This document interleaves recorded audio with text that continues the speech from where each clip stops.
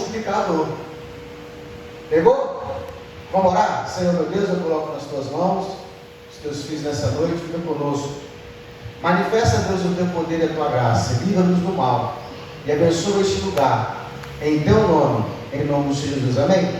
Pode sentar por um momento, fecha a Bíblia não, vou te usar ela, tá bom?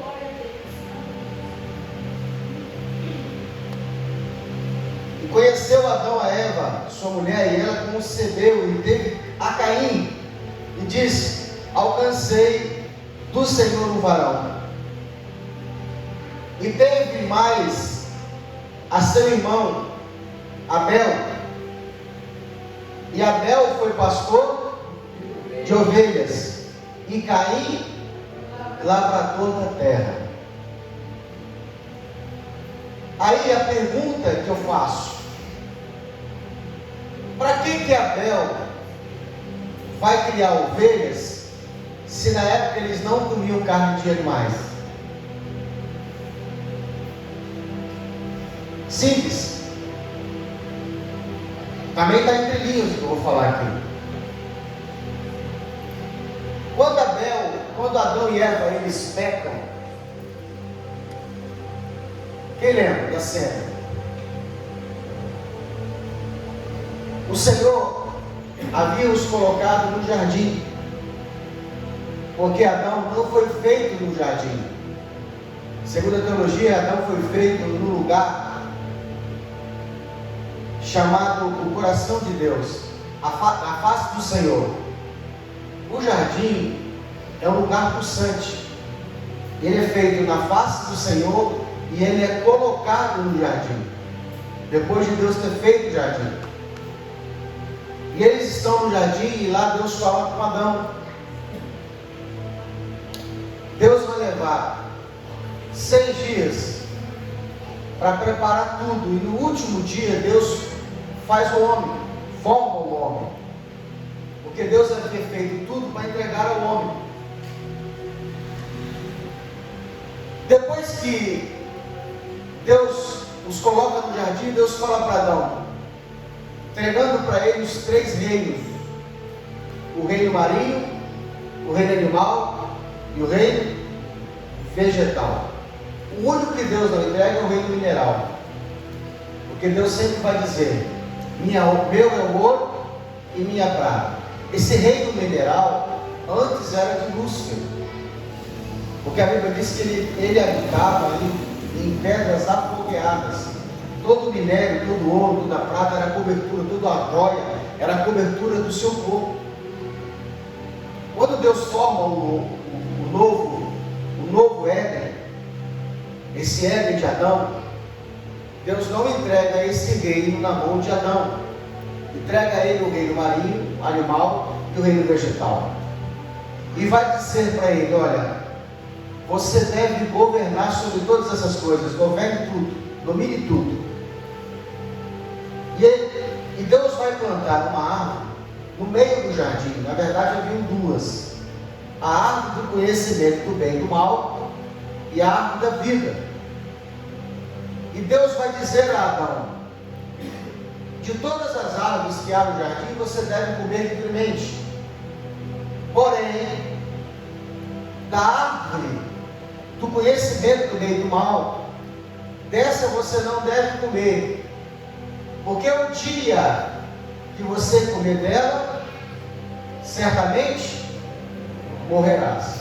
Olha o que Adão entendeu: o dia que eu comer, Deus me mata. Deus não disse isso. Deus disse: o dia que você comer, você vai morrer. Deus não disse que mataria ele.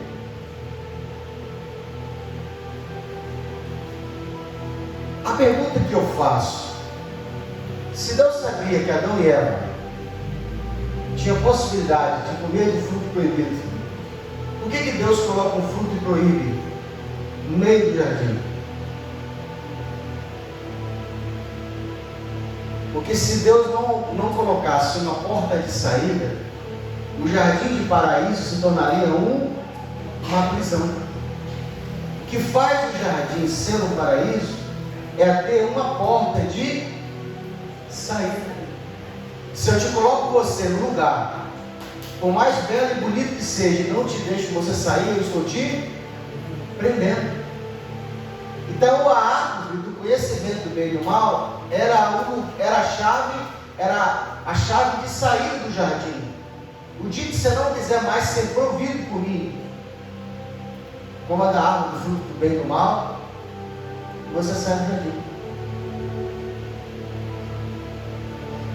No estudo de nosso, o rapaz fez uma pergunta, os alunos fez uma pergunta assim: Deus havia feito os anjos algum mal? Deus fez anjos das trevas? Pergunta que o pastor falou: não, Deus fez anjos bons, porque tudo que Deus faz é bom. Mas por que nós temos demônios? Por que esses anjos que eram bons se tornaram anjos das trevas e depois se transformaram em demônios? Oi? Porque Deus os havia feito também com livre-arbítrio. Eles não eram robôs. Eles tinham liberdade de escolher amar a Deus, servir a Deus ou se rebelar. Vai entendendo que Deus ele não está preocupado com os seus erros. Ele só avisa que nos erros há consequências. Deus não nos impede de errar. Aliás, o meu erro, o seu erro não muda Deus. O nosso amor, o amor de Deus não está condicionado ao meu acerto, ao meu erro. A grande questão da salvação está ali. As pessoas têm dificuldade de aceitar a salvação pela graça, porque ela entende que ela precisa melhorar para que Deus a ame. Mas a Bíblia não diz isso. A Bíblia diz que o amor de Deus ele é incondicional, de tal maneira, quando eu estava afundado, no sujo, no lamaçal do pecado, Deus me amou. E isso não mudou Deus. Não muda o amor de Deus por mim. A Bíblia diz que tem dois homens, Davi e Saul. Deus havia separado os dois, Deus havia escolhido os dois. E a gente olha para a história de Davi, Davi vai errar muito mais do que Saul. Você não vai ver na Bíblia escrito que Saul adulterou. Davi, ele adultera. Davi arruma para si várias mulheres. Irmão, imagine se Davi fosse nosso irmão na igreja. Você não queria ter uma pessoa dessa aqui no nosso meio. Um cara promíscuo, um cara carnal. Davi era carnal, Davi era promíscuo. Mas por que Deus rejeita Saul e não rejeita Davi? Simples. Porque Deus não rejeita quem erra. Deus rejeita quem sai fora do propósito. Deus havia separado Saul, ungido Saul não para ser rei. Saul foi ungido para ser capitão do exército. Deus havia ungido Saul para matar Golias. E no dia que Golias veio humilhando Israel, Saul não vai. E por que Saul não vai? Simples. Porque quando Saul foi ungido, ele vence a batalha. E as pessoas levantam ele como rei. Não foi Deus. Porque Saul foi ungido para ser capitão do povo. Deus levantou Saul para ser o soldado perfeito para Israel. No plano de Deus, no propósito de Deus, havia dois homens. Saul como chefe do exército, Davi como rei. Israel seria imbatível. No entanto, Israel pega Saul e fala: esse cara é bom, venceu a batalha, vamos ungir o rei. E humanamente coloca ele como rei, e ele deixa. E aí isso faz com que ele saia do propósito que Deus havia para ele. E Davi, Deus havia separado o rei. Irmãos, no outro momento eu mostro para vocês que Saul veio da descendência dos Benjamins. E Benjamim é lobo. Quando Jacó vai falar dos filhos e vai profetizar uma bênção sobre eles, acerca da família do filho Benjamim, que é onde vem a descendência de Saul, ele vai falar: Benjamim é lobo, e Israel é ovelha. Deus nunca ia colocar um lobo para tomar conta de ovelha. No entanto, Davi, pastor de ovelhas, no propósito, Deus tinha separado Saul para ser o capitão do exército e Davi para ser o rei de Israel. Seria a dupla perfeita. A unção que estava sobre Saul era para poder vencer a Golias. Saul sabia que ele podia vencer Golias. Saul sabia que eles eram bons de guerra. E por que não foi? Por que ele separa o povo e pede para que um se levante? Porque na cabeça dele ele pensa: eu até posso vencê-lo, mas se eu perder, o povo não vai me querer como rei. Então ele foge do propósito. Então vem Davi com a unção de rei, ainda que não seja. E ele vai até Saul para pedir a Saul para que Saul deixe ele lutar a batalha que era de Saul. E a Bíblia diz que Saul libera, passando para ele a unção. Davi vai e mata Golias na unção de Saul. Por que Deus rejeita Saul? Porque ele fugiu do seu propósito, não foi por causa de erro. Ainda que você erre, mas permaneça no propósito, Deus nunca vai te rejeitar. Não olhe para as suas quedas, olhe sempre para o propósito. Sempre vim falar disso aqui, irmãos. Para de olhar para o pecado, olhe para o propósito.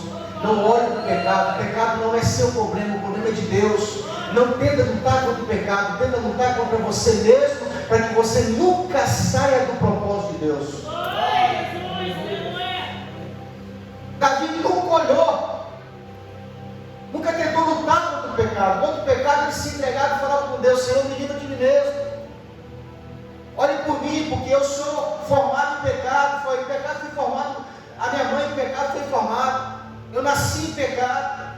Davi nunca negou a sua natureza. Davi nunca olhou para a sua natureza. Ele sempre entrou no propósito com Deus, pedindo a Deus para que Deus livrasse ele dele mesmo. Mas nunca Davi saiu do propósito que Deus havia colocado ele. Olha como Deus tem falado conosco nesses últimos tempos, para a gente descobrir o propósito dentro de nós. Porque o que vai te fazer Deus te rejeitar não são os pecados, é você não estar no propósito que Deus te colocou. Irmão, pecado, o dia que Deus quiser, Deus tira da sua vida. Quem é teu Deus? Quem é teu pecado para se livrar contra Deus? Porque o dia que Adão pecou, Deus desce do mesmo jeito. A Bíblia diz que na viração do dia, todos os dias Deus descia para falar com Adão, para ter comunhão com Adão e Eva. O dia que Adão resolveu comer do fruto proibido, a Bíblia diz que Eva cai primeiro, é enganada pela serpente. Adão não foi enganado pela serpente. Várias vezes a serpente tentou conversar com Adão, e Adão nunca deu confiança para a serpente. Já Eva foi encantada, foi enganada pela serpente, e ela vai comer do fruto, e vai dar a Adão. Quando Deus desce, Deus pergunta: Adão, onde é que tu estás? Não que Deus não soubesse a localização geográfica dele, mas é porque Deus já não conseguia falar com Adão no seu espírito. Deus precisou de falar de forma audível com Adão. E quando Deus faz o julgamento acerca de Adão, Adão vai dizer assim: eu me escondi. Adão aparece que eles estavam nus, mas como eles estavam sem pecado, a falta da roupa não lhe fazia problema.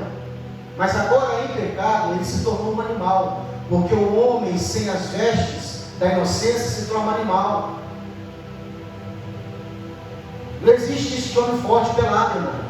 Tirou a roupa, vira animal. E é só por isso que a gente tem que andar vestido, porque a nossa natureza caída não nos permite andar sem roupa.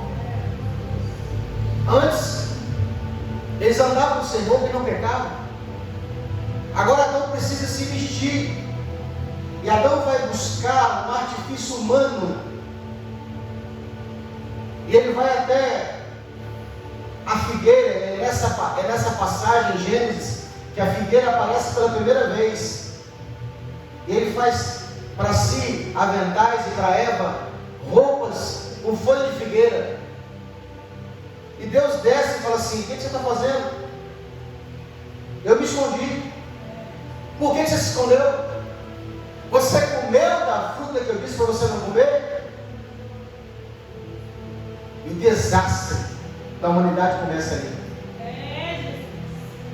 Porque o homem caído, ele não admite o seu erro. Ele vai arrumar um culpado e nunca vai assumir a culpa. Ele vai dizer: eu não, a mulher que tu me deste, a culpa é tua. Diferente do segundo Adão, que vai nascer depois de 4.000 anos, e ele vai dizer para Deus: não os culpe, não coloque neles a culpa, perdoe, porque não sabem o que fazem. E ele vai morrer por a nossa culpa. Ele vai dizer: se possível, passa de mim esse cálice, todavia não faz a minha vontade, mas sim a tua vontade. Se eu tiver que morrer, estou aqui pronto para morrer. E Adão não vai ser expulso do jardim porque ele comeu do fruto, porque pecou. Primeiro vai comer, vai ser expulso porque não admitiu o seu erro. E segundo, porque deu ouvido à mulher. O Senhor vai dizer assim: porque deste ouvido à tua mulher, não pode mais ficar. Já que você não quer a minha provisão, então daqui para fora agora. Porque eu só posso prover aquele que se coloca debaixo da minha cobertura. Senão você não pode obedecer, então a partir de agora eu não posso mais te prover. Mas aí a Bíblia diz que Deus faz o seguinte: Deus arranca as folhas de figueira, pega o animal. E é a primeira vez que a Bíblia, sem falar, ela mostra a morte do animal. Porque a redenção só pode ser feita através do derramamento de sangue. E Deus ensina para Adão que só Deus pode remir o homem. Homem não pode a si mesmo se remir. Sabe por que a gente não vence o pecado? Porque não temos poder para vencer. O pecado é um problema de Deus. Então Deus vai pegar o animal, sangue inocente, vai derramar e vai ensinar para Adão: Adão, esse animal está morrendo no teu lugar. A culpa sua está sobre ele. E ele ensina: eu vou te ensinar uma coisa: sem derramamento de sangue não há remissão de pecado. Tira as vestes, tira a pele do animal, veste Adão e veste Eva. O animal teve que morrer para cobrir o pecado deles. Agora Eva vai ter um menino e vai chamar o nome dele de Caim. E nas ofertas de redenções, você tem que gravar isso na sua cabeça. Para que eu e você sejamos salvos, nós precisamos de 3 ofertas de redenção: holocausto, manjares e sacrifício. Vamos lá. Holocausto,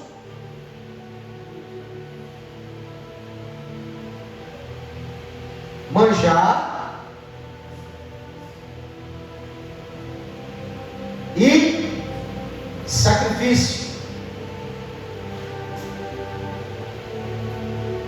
Como Cristo, ele já havia sido holocausto na fundação da terra.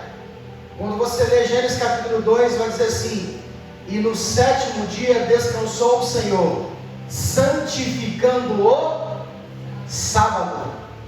Holocausto, uma oferta totalmente queimada.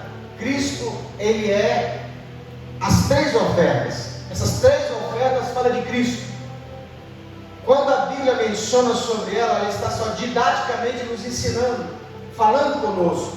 Então Cristo, ele vai ser holocausto no sábado, ele vai ser manjar na ceia e vai ser o sacrifício perfeito na cruz do Calvário.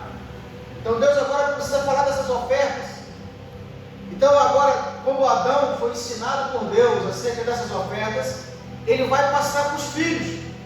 E Caim e Abel, eles vão ser separados para que eles pudessem oferecer essas ofertas. Caim vai ser lavrador da terra, Abel vai ser cuidador de ovelhas. Presta atenção, versículo 2.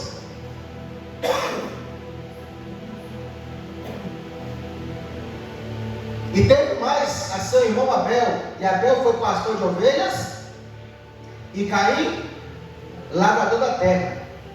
Versículo 3: aconteceu que ao cabo de dias, que Caim trouxe do fruto da terra uma oferta ao Senhor. Ele não está levando a oferta, ele está trazendo a oferta. Eu vou fazer uma festa lá em casa, é a festa americana, e eu chego para você e falo bem assim: irmã Norma, traga um refrigerante, lá, traz um salgado, Braz, traga um docinho, e você está trazendo, porque eu pedi, você não está levando.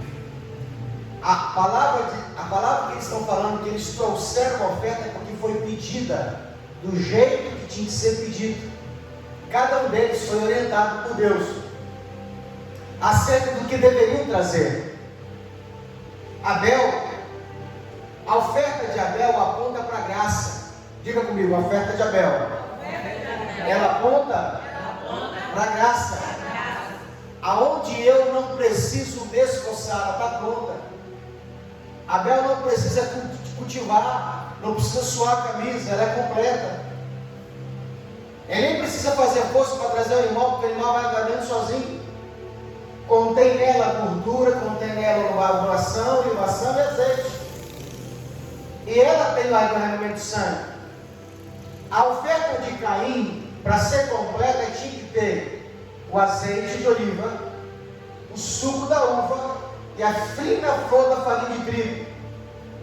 Agora, o que eu acho interessante é que a oferta de Abel, ela vai ser aceita porque ela não depende da vontade do homem, não do esforço humano.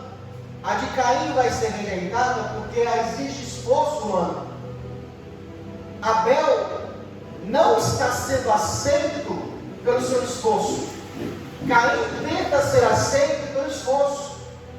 E a Bíblia diz que Deus rejeita a Caim e a sua oferta. Não rejeita a oferta dele, rejeita Caim. Porque Caim vem na força do seu braço. Essas ofertas, elas apontam para o sacrifício humano e para a graça de Deus. Na questão de salvação, Deus sempre vai rejeitar toda a força humana. Todas as vezes que eu tentar melhorar para alcançar a graça de Deus, eu vou ser rejeitado.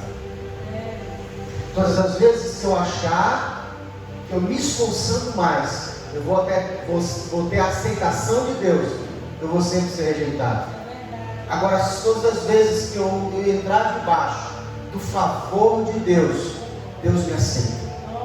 Deus não te aceita porque você merece. Deus te aceita porque Cristo é merecedor e transfere o mérito dele para nós.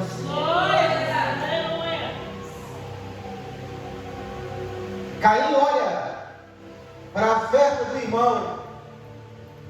Olha o que vai acontecer. E Abel também trouxe dos primogênitos das suas ovelhas e da sua gordura, e atentou o Senhor para a oferta, para Abel. Olha que interessante. Deus está precisando de dinheiro, sim ou não? Deus está precisando de dinheiro, sim ou não? Não. Mas por que Deus pede para que a gente oferte? Oi? Porque a oferta revela quem somos. Você nunca pode ofertar diferente do que você é. A oferta, ela revela o nosso coração. Revela quem somos. O que Deus quer é a sua pessoa. O que você esconde não é o que você mostra. O que entra aqui dentro não é o que Deus está olhando, é o que você guardou no bolso. É o que você não quis entregar. Nós só ofertamos por causa de Lúcifer. Porque quando Lúcifer se rebelou, para ele ser Deus, ele teve que tirar a cobertura que havia dentro dele. Havia 12 pedras no peitoral de Lúcifer. Lúcifer também era sacerdote de Deus, os outros anjos. E havia 12 pedras. Essas pedras eram coberturas. Cada pedra dessa tinha um talento, tinha um dom que guardava o anjo. Os frutos do Espírito, amor, benignidade, bondade, misericórdia, mansidão, são a nossa cobertura. Lúcifer entendeu que para ele ser Deus, ele precisava de ouro, porque sempre o ouro apontava para a divindade. E ele precisava trocar alguma das pedras por ouro. E ele vai tirar uma carneira de 3 e vai colocar ouro no lugar. Porque toda pessoa que tem ouro se sente um Deus. Quanto mais dinheiro a pessoa vai adquirindo, se ela não tiver a cobertura de Deus, o temor do Senhor, ele já acha que é um Deus. Porque tem tanto dinheiro, para que ele precisa de Deus? E é por isso que a gente já chega diante de Deus deitando o quê? O ouro. Hoje, o dinheiro brasileiro não tem lastro de ouro, mas quando ele foi criado, a Casa da Moeda só podia produzir notas de real, notas de dinheiro brasileiro, se houvesse a quantidade de ouro guardado. A reserva de ouro de um país representava a segurança. Hoje se guarda dólar. O país é forte com a reserva de dólar, porque ele controla o câmbio. Mas antigamente, se tinha ouro guardado na casa do tesouro, então ela poderia produzir aquela quantidade de nota. É como se você recebesse um talão de cheque. E você só pode emitir o cheque se você tem respaldo do banco. Você não pode dar um cheque de 100 mil se você não tem 100 mil no banco. Esse cheque vai voltar sem fundo. Então, todo o dinheiro que o país produzia, ele tinha que ter uma reserva de ouro. Então, quando você entrega uma oferta, você está representando que o dinheiro para você não é teu dono. O teu dono é o Senhor. Eclesiastes capítulo 7 diz assim: assim como o dinheiro serve de sombra, assim como a sabedoria serve de sombra, como o dinheiro serve de sombra para quem tem. Se tiver uma quantidade de dinheiro no banco guardado, você se sente protegido. Sente ou não sente? Lembro uma vez que a empresa me pagou uma rescisão, era 5 mil reais. Eu estava tão tranquilo que eu queria até pagar um lanche com alguém. Eu me sentia poderoso, tinha 5 mil guardados no banco. Podia até ficar uns 2, 3 dias sem trabalhar, podia ficar uma semana sem trabalhar. Me sentia protegido. Agora fica sem dinheiro para você ver como é que se sente uma pessoa desprotegida. Vai que acontece alguma coisa, você não tem proteção. É disso que a Bíblia está falando. Assim como a sabedoria traz para a gente uma proteção, serve de proteção, serve de segurança, serve de sombra o dinheiro.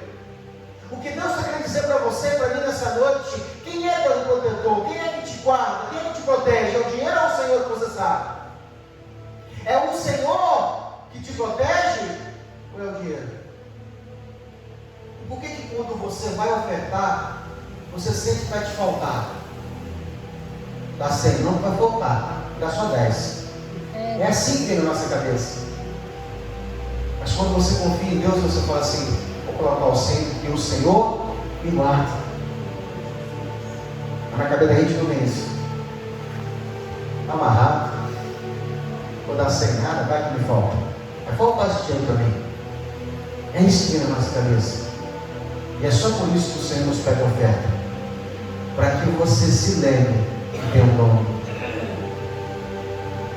Os dízimos são para que nós mostramos que nós tememos a Deus. Quando entregamos o dízimo, nós estamos mandando uma mensagem para o mundo espiritual: eu temo ao Senhor. Por isso, eu entrego meu dízimo. Caim e Abel, eles vão passar uma mensagem profunda e tremenda para nós. que vai acontecer? E o Senhor disse a Caim: por que tiraste? Versículo 5: mas para Caim, para a tua oferta, não atentou. Eirou-se Caim fortemente, e descaiu-lhe o semblante, ficou irado, ficou nervoso. O Senhor disse a Caim: por que tiraste? Por que descaiu o teu semblante? Se bem fizeres, não haverá aceitação para ti? Se não fizeres o bem, o pecado jaz à porta, e para ti o teu desejo será, sobre ele dominarás. Quando eu resisto ao pecado, eu me torno senhor do pecado. Quando eu resisto ao pecado, eu me torno senhor. Quando eu cedo do pecado, o pecado se torna meu senhor. Eu me torno escravo do pecado. Por isso é muito importante, porque o senhor do pecado é o diabo. Quando Adão cedeu e ele peca, ele se torna escravo do pecado. A natureza que Deus havia criado agora foi contaminada pelo veneno da serpente. A serpente havia contaminado a natureza de Adão. Você tem que entender isso. Você tem que parar de se sentir culpado porque peca, porque você não pode negar a sua natureza. E é só por isso que eu e você precisamos nascer de novo. Porque é impossível que nessa natureza caída você não peque. Porque nós somos envenenados pelo veneno da serpente. É por isso que esse corpo ele vai ser destruído. Por isso que Paulo vai dizer assim: olha, não vos conformeis com este mundo, antes transformai-vos pela renovação do vosso entendimento. De lá para cá, quando você e eu aceitamos a Jesus, Cristo vai trazendo uma nova natureza. A natureza de Adão, ela foi gerada através da alma, porque a Bíblia diz assim, ó: e Adão foi feito alma vivente. A natureza foi gerada após a alma. Mas acerca de Jesus, o segundo Adão, a Bíblia diz assim: mas o segundo Adão, Cristo Jesus, ele veio sendo espírito vivificante. Antes a natureza vinha da alma, agora a natureza, a nova natureza, ela vem do Espírito. Como o Espírito agora ele é divino, dotado de personalidade divina, Deus vai transformando de dentro para fora. Por isso ele precisa destruir esse corpo. E é por isso que na última parte da salvação, a última parte, primeiro começa no Espírito, depois ela transborda na alma, e depois ele pega o corpo e transforma esse corpo pecador num corpo incontaminado. Vocês não sabem o que é o corpo contaminado, o corpo incorruptível. Um corpo glorificado, imortalizado, é capaz de atravessar paredes, é capaz de flutuar, é capaz de brilhar, é capaz de chegar até a face do Altíssimo e não se esvair, porque é um corpo perfeito. Como que Adão via a face de Deus e o corpo dele não era destruído? Porque o corpo dele era um corpo incontaminado. Agora, foi contagiado, foi contaminado pelo pecado. E é só por isso que Deus não pode se manifestar na sua essência. Então para com esse negócio de sentir culpado, para com esse negócio de sentir a pior criatura, eu vou desviar, eu vou parar. Você não pode mudar a sua natureza. Sabe o que vem na cabeça da gente quando a gente erra? Eu nunca vou acertar. Eu nunca vou mudar, eu nunca vou conseguir ser perfeito. Vou parar. Quando você errar, você fala bem assim: eu preciso de Deus mesmo. Quando você dá certo, quando você faz as coisas certas, é bônus. Normal você já errar mesmo. Sabe quando você vê uma coisa que já tinha que dar errado, dá certo? É Deus. Sabe quando você vai fazer um bolo, você já sabe que vai dar errado, de repente fica bom, você fala, ficou bom? O bom é o milagre, o bom é o bônus. Quando a gente acerta, a gente está acertando, é bônus. O normal é você errar. Mas a gente acha que é perfeito. E quando erra, fica chateado. E pensa assim: eu vou desviar, eu vou embora. Não. Quando você erra, você fala bem assim: rapaz, está aqui a velha natureza. Deus não fica triste quando você erra.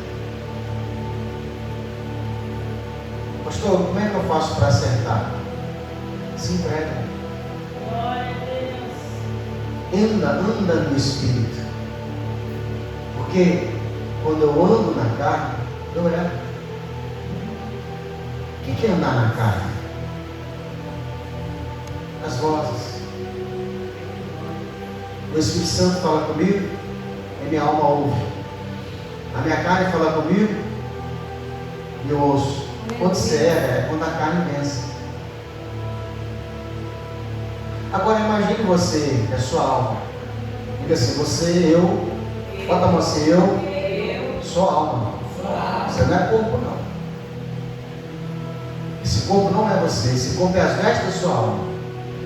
E dentro de você tem o Espírito de Deus, que é um corpo espiritual, aonde Deus habita, e Ele fala na sua alma.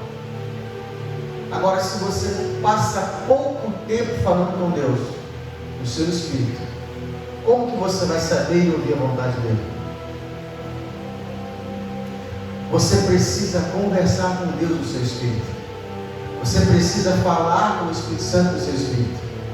E eu falo com Deus louvando, orando, jejuando, ouvindo música, pregação, conversando, evangelizando, fazendo a obra, cultuando.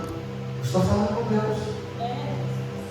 Paulo vai dizer assim: agora, nós, os que somos do céu, devemos andar com aqueles que têm a mente no céu, buscando as coisas que são de cima, não as que são da terra. Você tem que ter um equilíbrio, porque vai ter hora que você vai estar conectado com as coisas da terra. Uma empresa, com trabalho, com as compras de casa, com o talão de luz, com o talão de água, com a limpeza do quintal, com a manutenção dos carros, da bicicleta, de qualquer que seja, né? Do seu muro que quebrou. Mas enquanto você faz essas coisas, convida Deus para estar com você nesse momento. Senhor, vamos comigo ali. Eu fico observando que às vezes eu estou mexendo nos carros. E eu tenho uma dificuldade, às vezes, de tirar uma peça. Eu não consigo tirar uma peça do carro. Eu fico assim: Senhor, vem comigo, me ajuda, me dá uma luz. Eu fico chamando Deus para participar comigo daquele negócio. E milagre, assim por milagre, às vezes, sabe? Eu fico observando como é que a coisa sai, como é que o negócio anda. Aquilo que estava difícil ficou fácil. Quando eu vejo que é uma coisa muito difícil para resolver, eu falo assim: eu vou comigo ali, me dá uma luz, anda comigo. Entra no coração daquela pessoa, muda o coração dela, me dá sabedoria para falar. É você andando com o Espírito, você falando com Deus, você conversando com Deus. Pastor, mas você que quer, porque às vezes vem um pecado junto também, vem conversar comigo, você pode chamar Deus também. Senhor, está vendo? Não deixa ele sozinho não, você sabe que eu sou vagabundo, eu sou pilantra. Eu não presto não, Senhor. Olha a minha cara como é que ela está balançando. Senhor, não permita, se eu ficar sozinho lá, eu vou cair. Eu duvido, irmão, que Deus não vai tirar você de lá. Eu duvido se você vai ter coragem de fazer isso. Mas é que a gente, quando vai errar, a gente nem fala com Deus. Adão, quando foi errar, não conversou com Deus, conversou com Eva. Eva já estava caída. Eva já estava caída, ela não caiu depois que comeu, ela já estava caída. Ela só comeu porque estava caída. A gente só peca porque está caído. Olha o que a Bíblia diz: aquele que está de pé, cuide para que não diz cuide para que não peque, cuide para que não caia, porque se você cair, você vai pecar. Você só peca porque está caído. Fica de pé, se levanta. Deus não fala com quem está prostrado, Deus fala com quem está em pé. Aleluia. Glória a Deus. Ela estava caída, já estava mentindo. Antes, por que a Bíblia não fala que ela mentiu? Porque Deus não tinha falado ainda sobre mentira. Então, onde não há lei, não há transgressão. Se Deus não havia falado, não podia condenar como pecado, não podia imputar o pecado em ela, mas ela estava mentindo. Primeiro que Deus não disse para ela, disse para Adão. E Deus não disse que era proibido tocar, Deus disse que era proibido comer. E ela vai dizer para a serpente que era proibido tocar. Porque quem está caído, até tocar já está errado. Quem não está caído, consegue chegar perto, tocar sem comer. Mas para aquele que o centro da vontade era o seu desejo, porque para ela aquela fruta se tornou o centro do desejo dela. Até tocar, já era queda.